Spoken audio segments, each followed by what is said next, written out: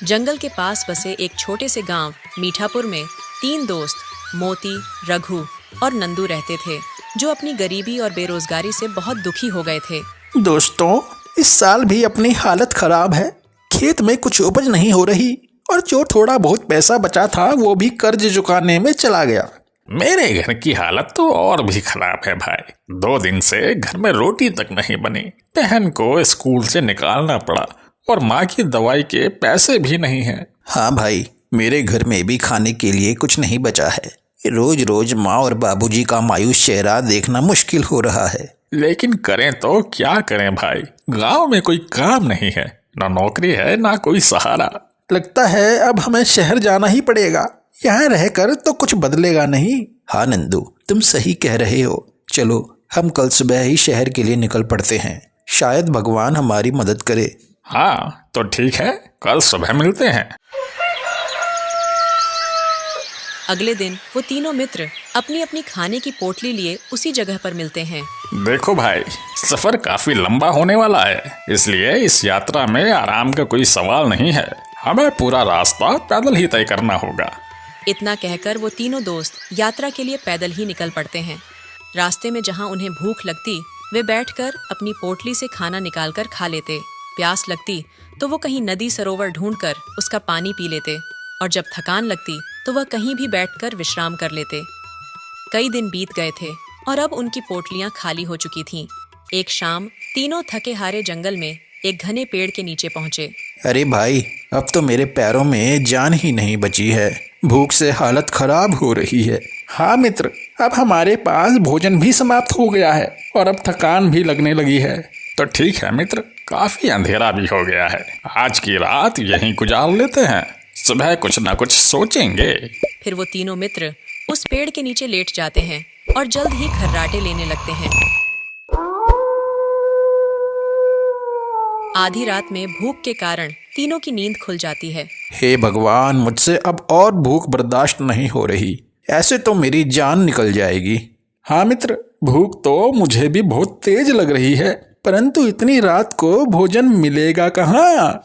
रघु, तुम तो हम सब में सबसे बुद्धिमान हो भाई। अब तुम ही बताओ कि हमें क्या करना चाहिए, वरना भूख के मारे तो मेरे प्राण ही निकल जाएंगे। सब लोग एक बार अपनी अपनी पोटली टटोल कर देखो, शायद कुछ ना कुछ तो बचा ही होगा। फिर वो तीनों अपनी अपनी पोटली टटोलने लगते हैं। भाइयों, मेरे पास तो केवल 1 मुट्ठी चावल ही बचा है। मेरे पास भी लगभग आधी मुट्ठी के बराबर चीनी बची है। अरे वाह, फिर तो बन गई बात, क्योंकि मेरे पास भी डब्बे में थोड़ा दूध बचा हुआ है। हम लोग इनसे 1 कटोरी खीर बना सकते हैं।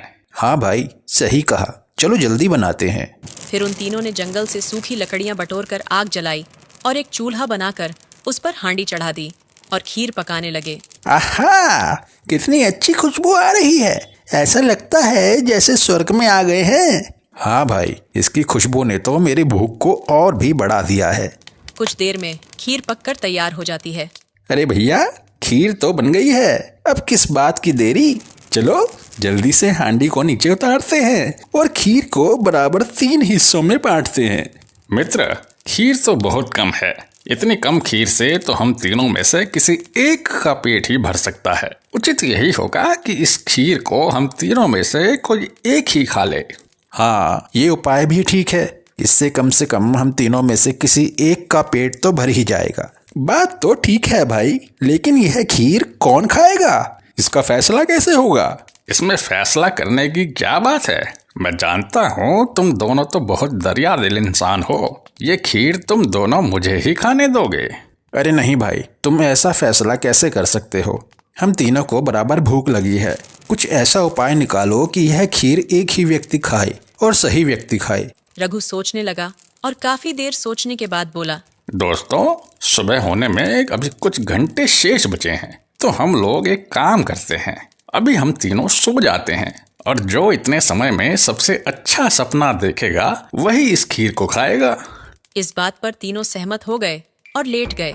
लेकिन भूखे पेट उन तीनों को नींद कहाँ आने वाली थी, इसलिए अब वो सब सोने का नाटक करने लगे और सभी अपने अपने मन में एक सपना सोचने लगे ताकि खीर उन्हीं को खाने को मिले। कुछ ही घंटों में सुबह हो गई तभी मोती नींद से उठता है। बहुत गहरी नींद आ गई थी मुझे तो। अरे दोस्तों उठो, सवेरा हो गया है और जल्दी से अपने अपने सपने के बारे में बताओ। तभी रघु और नंदू भी उठकर बैठ जाते हैं। वाह, मैंने बहुत सुंदर सपना देखा। अरे भाई, सपना तो मैंने भी देखा है, पर पहले तुम अपना सपना बताओ कि तुमने क्या देखा। तो सुनो दोस्तों, मैंने देखा कि एक राजा शिकार खेलते हुए इधर से निकला और मुझे देखकर वह बहुत प्रसन्न हुआ। वह बोला, वाह कितना सुंदर नौजवान है, इसके चेहरे पर इस प्रकार का तेज है जैसे यह कोई पराक्रमी और ईमानदार व्यक्ति हो। हम अपनी पुत्री का विवाह इसी नौजवान के साथ करेंगे। तभी एक सैनिक मेरे पास आया और मुझे जगाकर राजमहल ले गया। वहां जाकर राजा ने मुझसे पूछा, हे नौजवान, तुम्हारा नाम क्या है? मेरा नाम नंदू है महाराज। वाह, बहुत सुंदर नाम है। मैं अपनी पुत्री का विवाह तुमसे करना चाहता हूँ नंदू, क्या तुम तैयार हो? जी महाराज, मैं आपकी आज्ञा के विरुद्ध कैसे जा सकता हूँ? लेकिन महाराज, विवाह से पहले आपको मुझे भरपेट भोजन कराना पड़ेगा। ठीक है, बहुत अच्छी बात है, हम तुम्हें भरपेट भोजन करवाएंगे नंदू।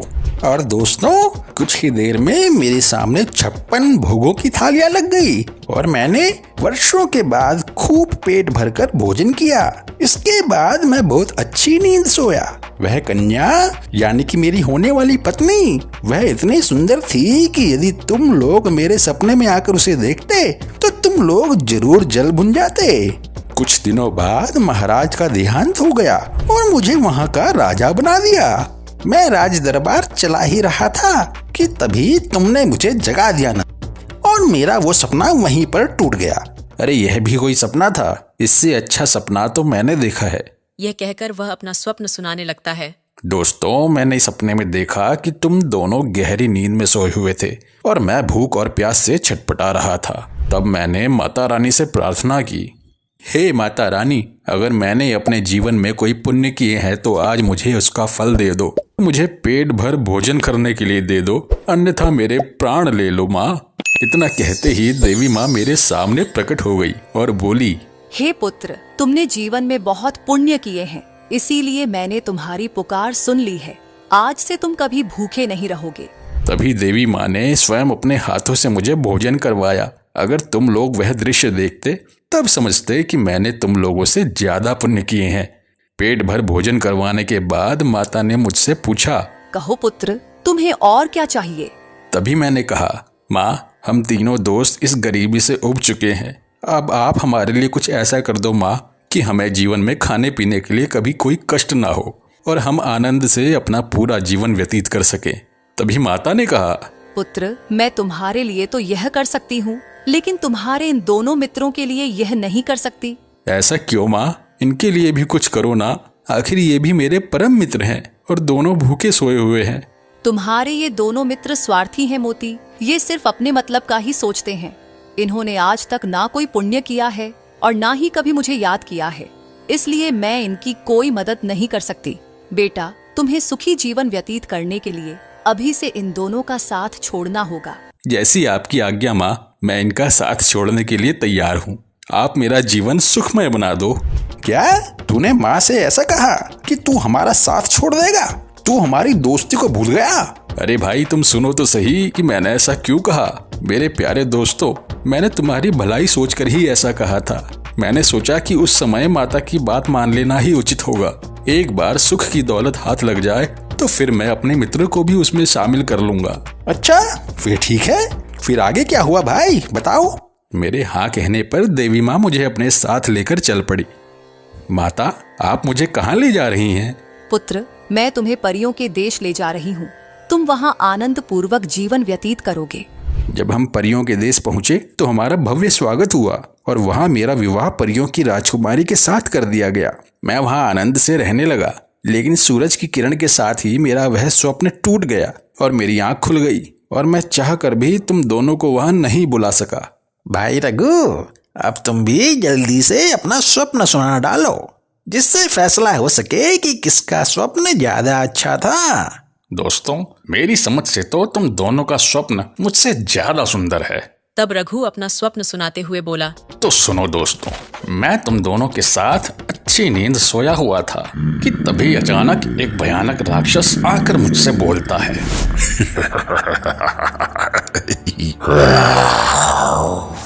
मूर्ख इंसान, उठ। उस भूत को देखकर मेरा रोम रोम कांप उठा। आप कौन हैं और मुझसे क्या चाहते हैं?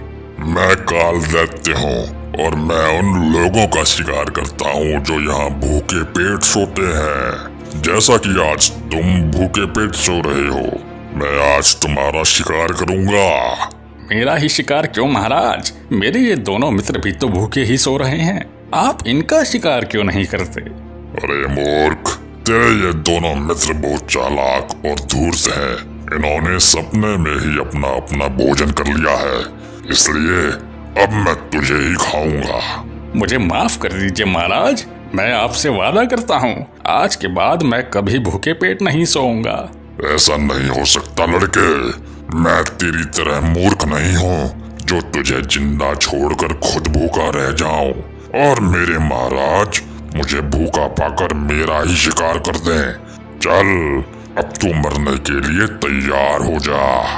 दोस्तों, मैं उस भूत के सामने बहुत रोया, गिड़गिड़ाया, लेकिन उस भूत को मुझ पर दया नहीं आई। तभी मुझे एक उपाय सूझा। अब तो जान बचाने का सिर्फ एक ही तरीका है कि मैं जल्द से जल्द कुछ खा लूं, तब शायद ये राक्षस मुझे छोड़कर भाग जाए। लेकिन खाऊं तो क्या खाऊं? तभी मुझे याद आया दोस्तों कि हंडिया में थोड़ी सी खीर रखी है। अभी के लिए मैं उसी को खा लेता हूँ। तभी मैं जल्दी से हंडिया की ओर दौड़ा और खीर साफ करने में लग गया। खीर सफाचट होते ही वो भूत बोला, ओह, इसने तो अब भोजन कर लिया है, अब तो मैं इसे नहीं खा सकता। अब मुझे चलकर किसी और शिकार की तलाश करनी चाहिए, वरना सुबह तक भूखा पाकर मेरे महाराज मुझे ही खा जाएंगे। और वो भूत तुरंत वहां से भाग खड़ा हुआ। जान बची तो लाखों पाए। स्वादिष्ट खीर खाकर रघु ने अपने प्राण बचाए। हे ईश्वर, आज तो तूने मेरी जान ही बचा ली। लेकिन दोस्तों, आगे सपने में मैं कुछ और देखता, इससे पहले ही तुमने मुझे जगा दिया। रघु, तुम्हारा स्वप्न तो वाकई बहुत भयानक था और हमारे सुंदर सपनों के आगे बेकार था। इसलिए इस खीर को हम दोनों में से कोई एक ही खाएगा। तो अब यह फैसला तुम ही करो कि हम दोनों में से किसका स्वप्न ज्यादा सुंदर था। नहीं भाई, इस बात का फैसला तुम दोनों को स्वयं ही करना होगा। मैंने इतना भयानक सपना देखा है कि मेरा दिमाग बिल्कुल काम नहीं कर रहा है। इसलिए इस बात का फैसला तुम दोनों खुद ही करो। मेरा तो डर के मारे गला ही सूख गया है। मैं नदी किनारे पानी पी कर आता हूँ। तुम दोनों लोग खीर खाने के बाद मुझे बुला लेना। इतना कहकर रघु वहाँ से निकल जाता है। अरे मित्र मोती, ये रघु तो निकल गया, लेकिन हम दोनों के पेट में जो दर्द हो रहा है वो तो ये खीर खाने के बाद ही ठीक होगा। क्यों ना हम दोनों खीर आधी आधी बांट कर खा लेते हैं। हाँ नंदू, तुम बिल्कुल सही कह रहे हो, हमें यही करना चाहिए। चलो खीर खाते हैं। जैसे ही मोती ने खीर की हांडी खोली, वह हैरान हो गया और बोला, अरे भाई नंदू, ये हांडी तो खाली है। तुम सही कह रहे हो मित्र, ये हांडी तो पूरी तरह से खाली है, लेकिन ये सारी खीर आखिर गई कहाँ? ये किसने खाई? चलो रघु से पूछते हैं। वो दोनों तुरंत रघु के पास पहुंच गए। अरे भाई रघु, वो जो खीर की हांडी थी वो तो पूरी खाली है। क्या तुम्हें पता है कि वह खीर किसने खाई? दोस्तों, मैंने तुम्हें पूरा किस्सा पहले ही बता दिया है। हो सकता है कि उस राक्षस के डर से मैंने रात में ही सारी खीर खा ली हो। नंदू भाई, यह कमबख्त तो रात को ही सारी खीर चट कर गया, वो भी किसी सपने में नहीं बल्कि पूरे होशो हवास में। हम में से सबसे अच्छा सपना तो इसी का था। बहुत आसानी से इसने हम दोनों को बेवकूफ बना दिया और सारी खीर खुद ही सफा चट कर गया। मोती और नंदू रघु की चालाकी से नाराज तो हुए, लेकिन वे समझ गए कि भूख और थकान ने उन्हें बेवकूफ बना दिया था। रघु, यह सही नहीं था भाई। दोस्ती में धोखा नहीं होना चाहिए। हमें भूखे पेट सपना देखने की जगह मिलकर समस्या का हल निकालना चाहिए था। मुझे माफ कर दो दोस्तों, भूख ने मुझे मजबूर कर दिया था। मैंने गलती की, लेकिन मैं वादा करता हूँ कि ऐसा फिर कभी नहीं होगा। तीनों दोस्तों ने एक दूसरे को माफ किया और तय किया कि अब वे एकता और ईमानदारी से हर मुश्किल का सामना करेंगे। अगले दिन वे शहर पहुंचने के लिए फिर से निकल पड़े। इस बार उन्होंने साथ मिलकर काम ढूंढने का निश्चय किया ताकि उनकी गरीबी हमेशा के लिए खत्म हो सके।